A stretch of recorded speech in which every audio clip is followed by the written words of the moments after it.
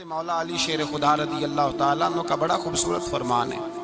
حضرت علی فرماتے ہیں جب تجھے مشکل آتی ہے تو وہ تجھے رب کا پتہ بتانے آتی ہے، وہ تجھے اللہ کا پتہ بتاتی ہے، اس لیے کہ جب تو سارے اسباب کر لیتا ہے، جو ضرورت ہوتی ہے پوری کرتا ہے، تندرست ہو کے وہ کام کرتا ہے، پھر بھی کام نہیں ہوتا، تو اس کا مطلب ہے کرنے والا تو نہیں، کرنے والا کوئی اور ہے جو کام کرنے والا، کوئی اور ہے۔ تو عزیز بھائی یاد رکھیں، ہر مشکل کے ساتھ اللہ نے آسانی رکھی ہوتی ہے۔ اگر اللہ تبارک و تعالیٰ بیماری عطا کرے تو اس کے ساتھ اللہ پھر جو تندرستی دیتا ہے وہ بھی بڑی اعلیٰ ہی عطا فرماتا ہے۔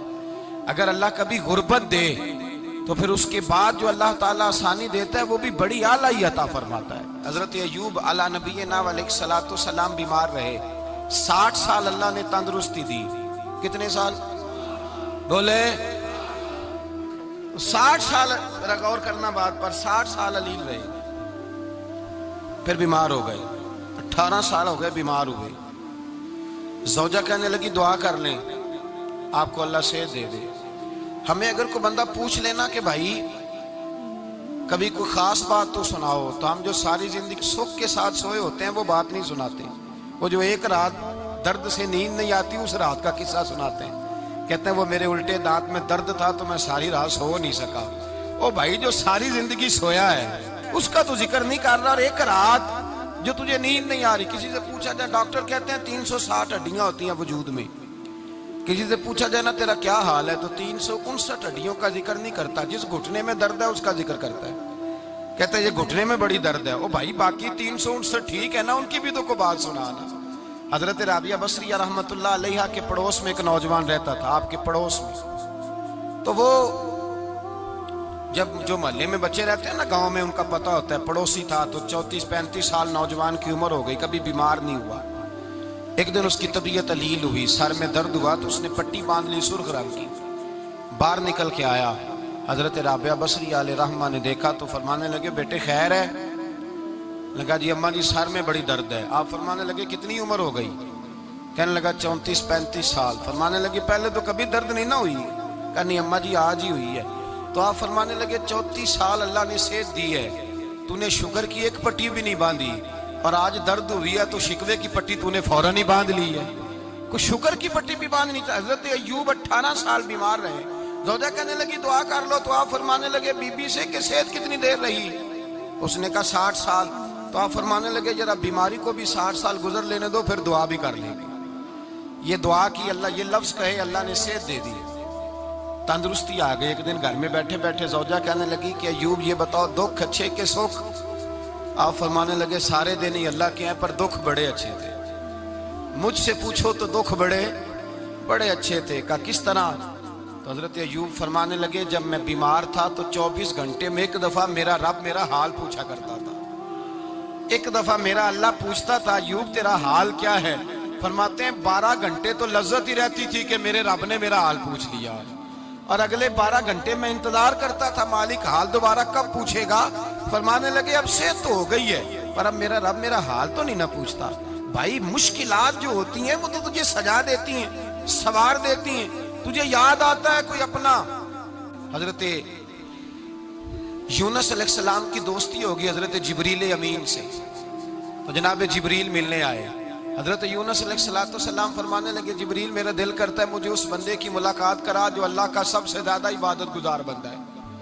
حضرت جبریل امین لے گئے دور فلسطین کے علاقے میں، اور لے جا کر ایک بندے سے ملاقات کرائی جس کی دونوں آنکھیں بھی کوئی نہیں تھی، دونوں بازو بھی کوئی نہیں، دونوں پیر بھی کوئی نہیں، اور اس بندے کی زبان پر لفظ بڑا کیا جاری تھے، یا اللہ تیرا شکر ہے، یا اللہ تیرا، بول کے کہیے یا اللہ تیرا، اے اللہ تیرا شکر ہے، شکر کر رہا تھا۔ حضرت جناب سیدنا یونس علیہ السلام کہنے لگے میں نے تجھے عبادت گزار کو ملانے کو کہا تھا، تو کہاں لے آیا؟ تو حضرت جبریل کہنے لگے یا یونس یہ ہر چیز جانے کے باوجود اپنے رب کی رضا پہ راضی ہے۔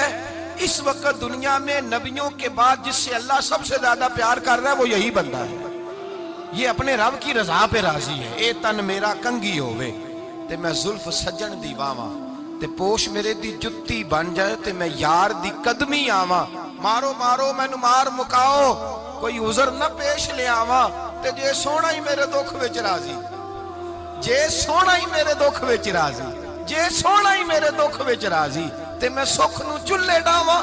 مانا کہ جب اس حال میں راضی ہے تو بس ٹھیک ہو گیا، ٹھیک ہو گیا۔ وصل اچھا ہے نہ فراق اچھا ہے، بس جس حال میں محبوب رکھے وہی حال اچھا ہے، بس جس حال میں انہوں نے رکھا بات ٹھیک ہو گئی۔ اس میں اب انسان شکوہ کرتے پھرے کہ یہ کس طرح ہے وہ کس طرح، اپنے آپ کو مطمئن رکھا۔ مشکل کے بعد جو آسانی حضرت لقمان حکیم، ان کے نام پر قرآن مجید کی پوری سورت ہے۔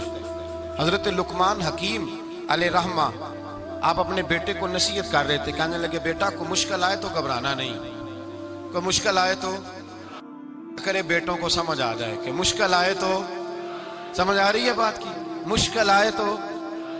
اور کیا خوبصورت جملے، بیٹے کو بٹھا کے کہتے ہیں بیٹا چھوٹی مشکل آئے گی تو اللہ بڑی مشکلات آسان کر دے گا، سمجھو چھوٹی مشکلات آئیں تو اللہ نے بڑی مشکلیں اس نے آسان کر دی۔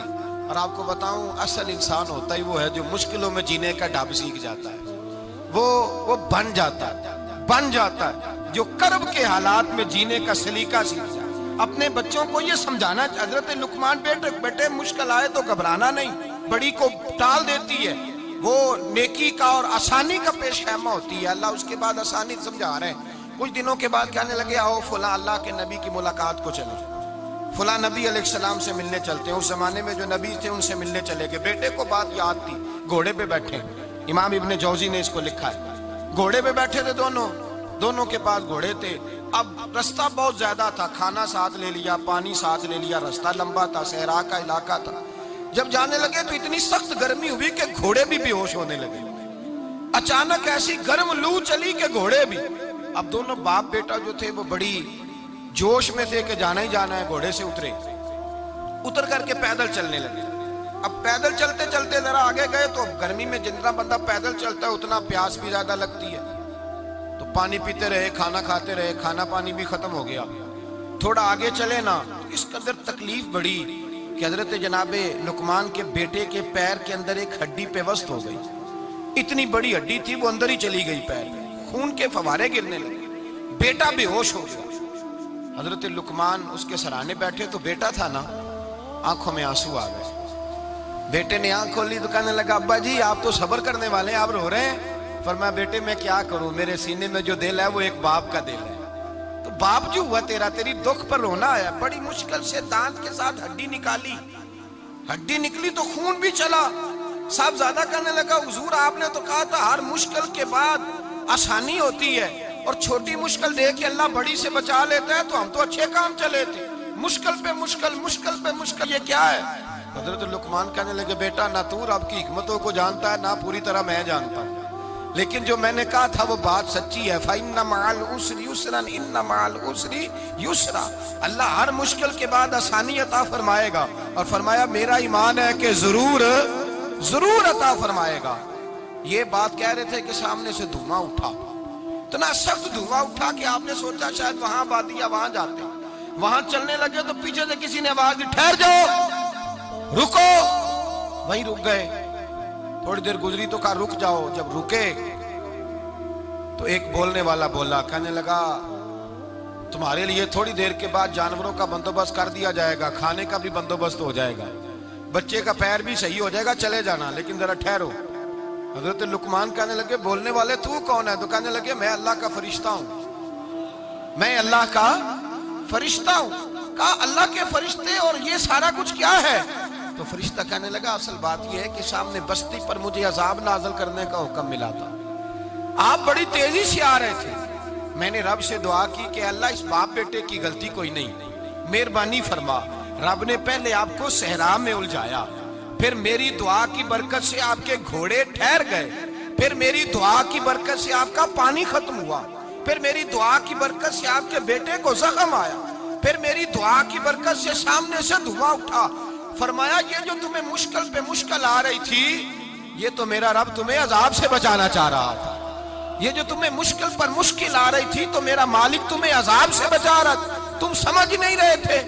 حضرت لقمان نے بیٹے کی طرف دیکھا تو بیٹے کہنے لگے ابا جی بات بالکل سچی ہے، افضل الذکر لا الہ الا لا الہ الا، اور پھر پڑھنے لگے حسبنا اللہ و نعم الوکیل نعم المولا و نعم النصیر، یہ ورد ہونے لگے۔ بھائی جب تجھے مشکل آتی ہے، آزمائش آتی ہے، تو اس وقت سمجھتا ہے پتہ نہیں میرے ساتھ کیا بننے لگا ہے۔ اللہ تبارک و تعالیٰ چھوٹی مشکل دے کے تجھے بڑی سے محفوظ رکھتا ہے، چھوٹی بیماری دے کے تجھے بڑی سے محفوظ